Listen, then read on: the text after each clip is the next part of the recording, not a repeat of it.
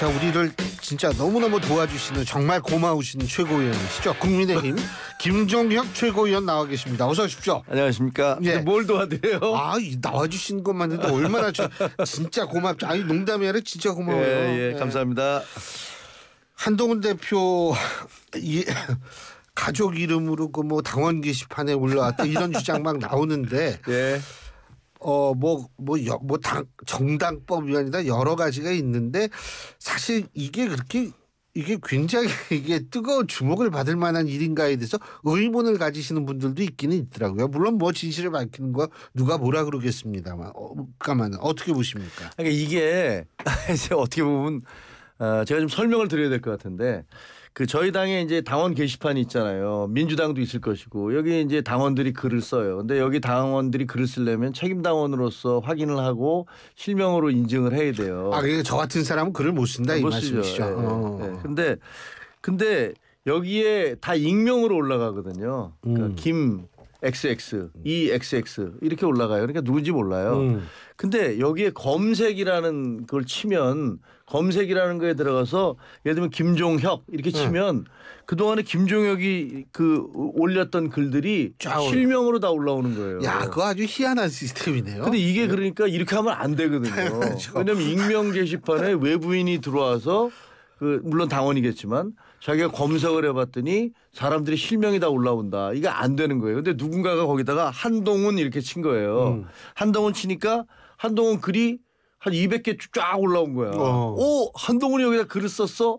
근데 뭐 여러 사람이야 그게 보니까. 근데 뭐 동명이인들이니까.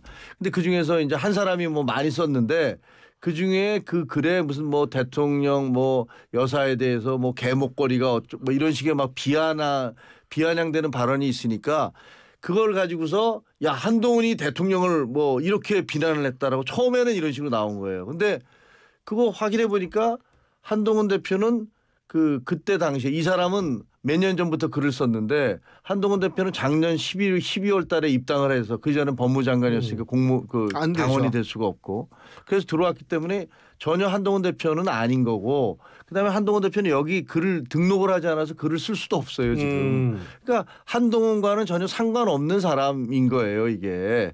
그리고 이 사람이 근데 이거 검색한 사람이 한동훈의 장인, 부인 그다음에 가족 이름을 다 친 거예요. 그러니까 거기 또 사람들이 막 올라왔어. 그 글 쓴 게 올라왔어. 근데 그 글들은 그래서 무슨 이게 비난이나 이런 게 아니고 신문 사설이나 칼럼들을 링크를 해놓은 것들이에요. 그러니까 그다음에 이걸 갑작스럽게 야, 한동훈이가 뭔가 그 대통령에 대해서 이런 비방글을 쓴 거 아니야? 그리고 가족들도 다 비방글을 쓴 거 아니야? 이런 식으로 일제히 나서서 공격을 하기 시작한 거예요. 근데 전혀 사실과 관계가 없는 거잖아요.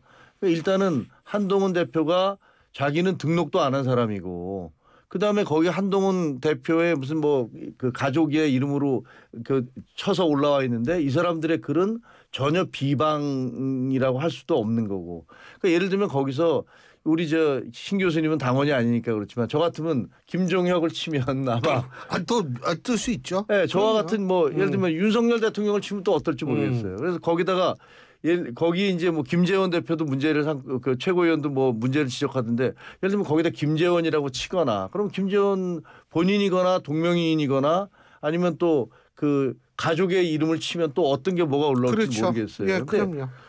그게 뭐가 문제가 되는지를 전혀 모르겠거든요. 근데 이게 예를 들면 우리 당원 게시판에는 윤석열 대통령과 김건희 여사에 대한 비방 댓글이 많이 올라와요.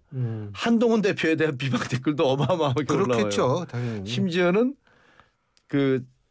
김재원 최고나 저도 최고위원이잖아요. 저에 대한 비방 댓글도 엄청 많이 올라와요. 그게 뭐냐면 그러니까 그런 어떤 갈등이 좀 많을수록 그 양쪽 얘기가 다 많겠죠. 그렇죠. 그럼 그게 우리 당원들이 거기에다가 익명으로 누구를 비판하는 글을 올리면 그게 문제인가요? 그게 당무감사의 대상이 되나요?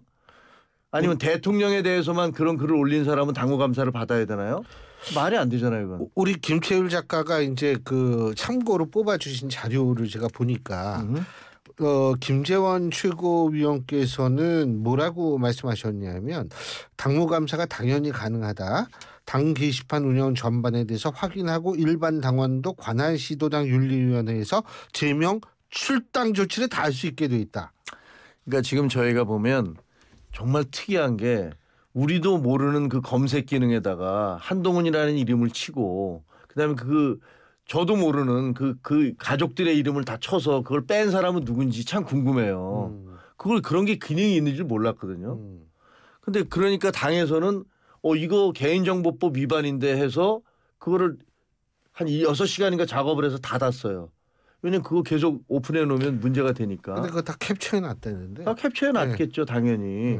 그러니까 그 만약에 당무감사를 한다면 왜 이런 기능이 그대로 작동하도록 놔뒀냐가 당무감사가 가능할 것 같아요. 근데 이게 결국은 지금 친한 친윤 갈등이 조금 잠잠해졌다라고 얘기가 막 나오는데 이 얘기가 나와가지고 이게 참 그 갈등이 잠잠해지기 힘들다라는 인상을 주는 것 같은데 어떻게 보세요? 그러니까 저도 정말 이상한 게 아니 왜 이재명 대표의 선거를 앞두고 당이 전 화력을 쏟아붓고 있잖아요 지금.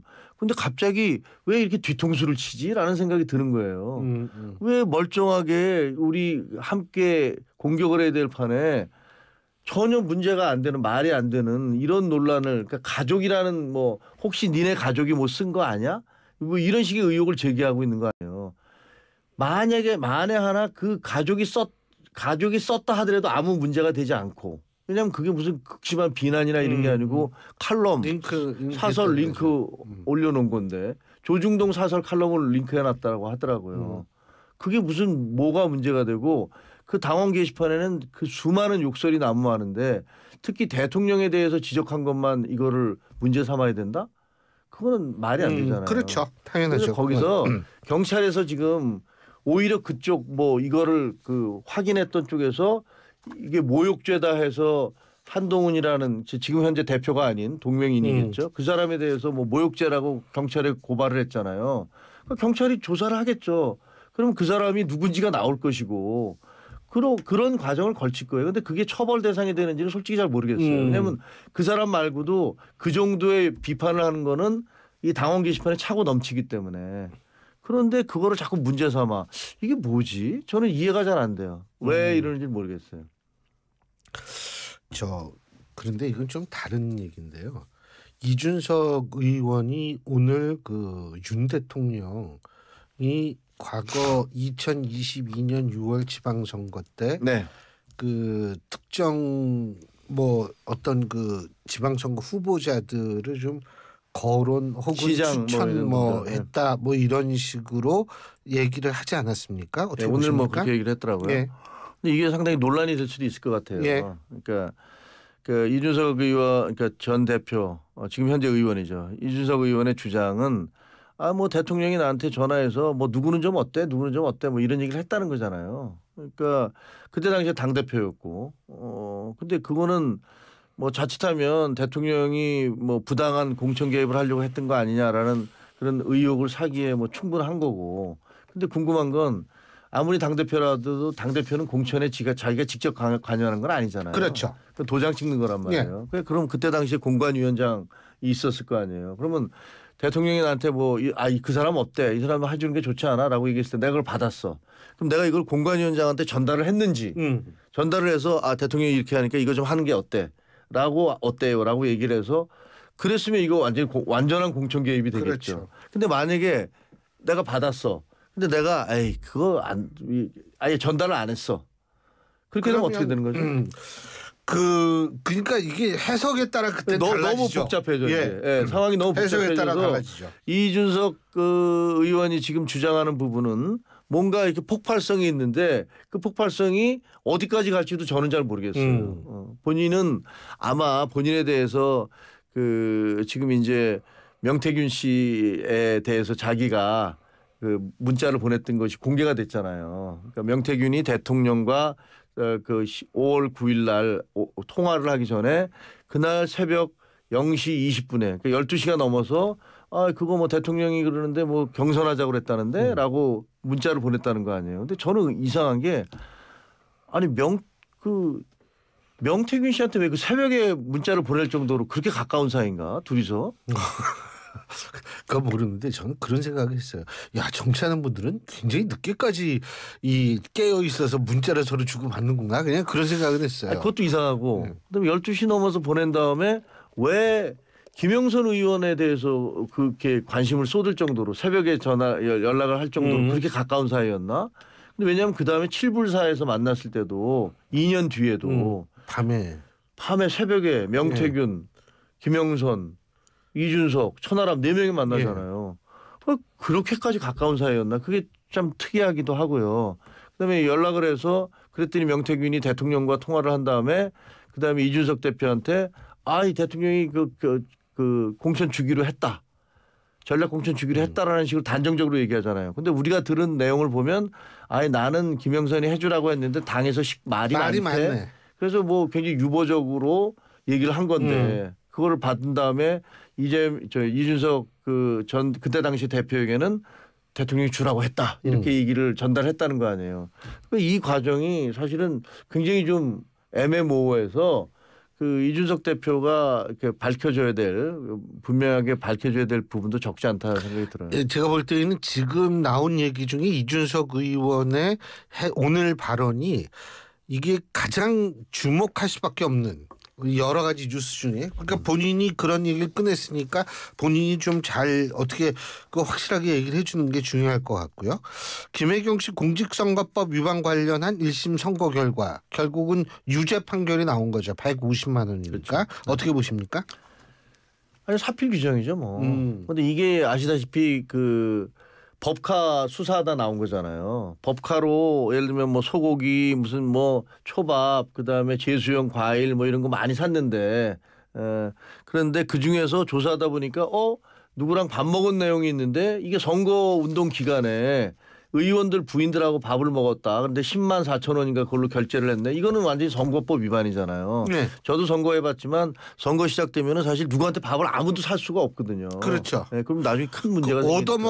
얻어먹는 건 괜찮은 거 먹을 수는 있지만 내가 줄 수는 없어요. 그렇죠. 왜냐하면 그거는 그 선거에 들어가면 당협위원장이나 국회의원들은 줄에도 쓸 수 없고 축의금도 낼 수 없고 부의금도 낼 수 없어요. 지역구에 있는 사람은 화환도 보내면 걸리죠. 절대 안 돼요. 아무것도 못해요. 하지만 다른 지역에 있는 지인은 보낼 수 있죠. 아무 상관없는 사람은 관계없죠. 그러다 적어도 유권자나 이런 사람들한테는 안 되는 거거든요. 근데 그거는 그 김혜경 씨는 그때 이제 그 밥을 먹고 나서 의원들을 불러다가 선거 기간 중에 밥을 먹었는데 비서가 계산을 한 거잖아요. 근데 이분 해명은 나는 몰랐다는 거잖아요. 근데 이건 말이 안 되지 않습니까? 아니 어떻게 의원들하고 밥을 먹고 자기가 누가 계산했는지를 몰라? 그럼 비서가 계산했으면 그 돈은 어떻게 되는 거니? 뭐 이렇게 그냥 비서한테 매일 얻어먹을 리는 없을 거 아닙니까? 비서가 계산을 하면 비서가 무슨 돈으로 계산을 할지 그건 너무나 당연한 거 아닙니까? 근데 나는 아무것도 몰랐다라고 얘기하는 건 그러니까 그것도 민망한지 뒷부분에는 뭐 이상하게 들리겠지만 뭐 하여튼 죄송스럽게 생각한다. 나는 몰랐다. 뭐 이렇게 얘기하고 있는 거니까 그거는 도저히 이해가 잘 안 되는 거고요. 그러다 보니까 뭐 판사도 그 자기의 잘못을 왜 비서에게 떠넘기느냐라면서 그 유죄로 벌금형을 내린 거죠. 근데 이제 내일은 또 이제 이재명 대표에 대한 어떤 그게 있잖아요. 네네. 그렇죠.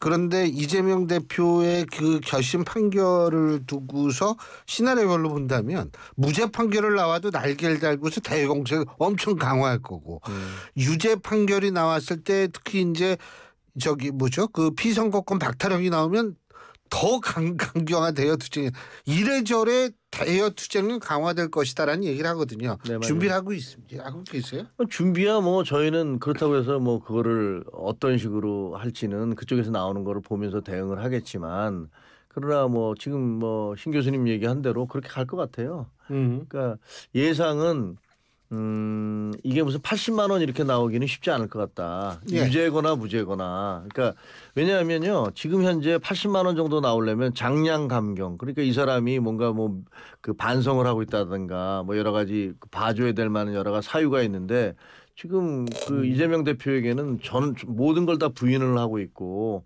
그다음에 이것에 대해서 그 장량 감경을 해야 될 사유가 없거든요. 그러니까 원래대로 하자면 그러면 200만 원 이상이 되는 거고. 그다음에 만약에 그게 아니고 이걸 내가 무죄를 줘야겠다라고 판단을 했으면 그냥 아예 무죄로 가는 거지 어정쩡하게 가지는 않지 않을까 뭐 이런 예상들이 있더라고요. 그래서 그건 뭐 지켜봐야 될 것 같습니다. 근데 뭐 어쨌든 앞으로 이게 상당히 이 대여 공세는 뭐 이래저래 강화될 수밖에 없는 상황. 그러겠죠. 예. 명태균 씨가 이런 얘기했다네요. 6번째 파도는 내일 있을 법원에서 판결날 것. 이게 무슨 이분이 아주 그 발언이 시적이래 가지고 이게 무슨 뜻인지 잘 모르겠어요. 예? 내일 이제 아니 오늘이죠. 그러니까 오늘 아마 지금 저걸 하고 있잖아요. 영장 실질 심사를 하고 있잖아요. 그러니까 오늘 영장 실질 심사를 판사 앞에서 할 테니까 그 판사 앞에서 자기가 뭘 뭐 공개를 하거나 터뜨리거나 이러겠다라는 얘기를 하는 거겠죠. 그래서 무슨 뭐 그 6번째 파도인지 뭔지 자기가 지금까지 했던 것들을 다 계산하고 있다는 거 아니에요. 첫 번째 이거였고 두 번째 이거였고 뭐 지금 아까 지금 말씀하신 대로 첫 번째 파도는 뉴스토마토, 두 번째 파도는 강혜경 씨, 세 번째 파도는 국정감사, 네 번째 파도는 검찰 조사, 다섯 번째 파도는 대통령의 육성 공개. 이게 내일 6번. 이게 되지. 나름대로는 계산 나름대로 다 해가면서 뭐 판단하는 것 같은데 지금 제가 듣기에는 그 명태균 씨가 주변에다가 주변 사람들한테 연락해서 내가 구속될 것 같다 이렇게 얘기를 했다고 그러더라고요. 네, 그러면서 뭐 담담하게 뭐 나는 구속될 것 같고 그리고 또 뭐 본인 이게 뭐 그 전원이니까 그렇긴 한데 강혜경 씨도 뭐 무사치는 못할 거다 뭐 이렇게 얘기를 했다고 하더라고요. 근데 그 말이 뭐 오늘 지금 얘기하신 대로 그 영장 실질 심사를 받으러 가서 뭐 어떤 폭탄 선언과 뭘 던질지는 건 좀 지켜봐야 될 것 같네요. 근데 이분이 이 파도에 빠져 죽을 수도 있다. 파도를 넘을지 파도에 깔려 죽을지 더 큰 파도를 만들지. 빠삐용까지 나오네요. 빠삐용의 7번째 파도. 근데 어떻게 이분이 좀 더 어떻게 뭔가 공개를 할 의도가 있을까요? 시사인 단독으로 지금 나온 기사입니다. 이 부분은 어떻게 보세요? 별로 없을 것 같아요. 왜냐면 지금 역대로 경험으로 보면 대개 이제 뭐가 있다 주장하면서 이제 검찰에 들어가기 전에 떠들었던 사람들이 검찰에 들어가서 혹은 영장 실질 심사에서 새로운 사실을 밝히는 걸 본 적이 거의 없거든요. 신 교수님 기억나시는 거 있어요? 없어요. 네. 근데 중앙 편집국장 출신이시니까 네. 그 언론에서 제가 저거 궁금한 건 언론에서 어떤 거를 탁 터뜨릴 때 맨 처음에 가장 센 거를 터뜨리지는 않잖아요. 한 중간 정도 터뜨리고 점점 강하게 나가죠. 그렇지 않아요. 그렇지 않아요. 네, 그렇지 않아요. 그거는 예를 들면 오히려 가장 큰 거, 센 거를 먼저 터뜨리죠. 그게 왜냐하면 그 중간 거부터 이렇게 터뜨리다 보면 이게 다 새 나가서 딴 데서 먼저 보도해 버릴 수도 있거든요. 우리가 완벽하게 모든 걸 다 갖고 있다라고 보장할 수가 없잖아요. 그러니까 대개 보면은 취재 경쟁이 시작되고 그러면 이제 뭐 다른 쪽에서 뭘 터뜨리고 나갈지 모르는데 이걸 갖고 있다가 딴 데서 괜히 아낄 필요가 없다는 거죠. 아끼고 있다 딴 데서 먼저 써버리면 아무것도 아닌 게 되는데 그러니까 이제 대개의 경우는 가장 강력한 것부터 먼저 치기 마련이에요. 자 그리고 또 한 가지 이제 대통령이 외국 나가지만 어쨌든 저 김건희 여사는 동행하지 않죠. 네, 안 했죠. 안 했죠. 그리고 이제 뭐 인적 쇄신도 하겠다고 그러는데 지금 한동훈 대표를 비롯해서 이 친한계 쪽은 지켜보겠다는 입장 아닙니까? 지금 뭐 속도를 얼마큼 될지 한번 지켜보겠다는 건데. 기준이 있을 거란 말이에요. 이 정도는 받아들일 수 있다 없다. 예를 들면 인적 쇄신도 이게 뭐 돌려막기다 혹은 회전문이다 이렇게 나오면 그거 받아들이기 힘든 거 아니에요? 근데 이제 뭐 저희가 받아들이고 안 받아들이고 할 입장은 아닌 것 같아요. 저희는 이제 대통령한테 요청을 드리는 거지. 저희가 결정권자는 아니잖아요. 네. 그러니까 대통령에게 이러이러한 논란이 있고 이러이러한 문제가 있어서 우리가 당과 대통령 지지가 이렇게 하락하고 있으니 이런 쇄신이 필요합니다라고 건의를 하는 거죠. 근데 그 건의가 어떻게 받아들여질지 처음에는 뭐 절벽 같았잖아요. 전혀 안 통하는 것 같았는데 사실은 계속 홀대도 받고 독대하자 그랬더니 계속 안 해주시고 그다음에 만났더니 완전 뭐 망신 주고 뭐 이런 거였는데 거기에 대해서 저희는 그럼에도 불구하고 국민 눈높이로 가야 된다고 계속 주장을 했고 그게 여론과 같이 결합이 되면서 결국은 용산 대통령실도 좀 변하고 있는 거 아닙니까?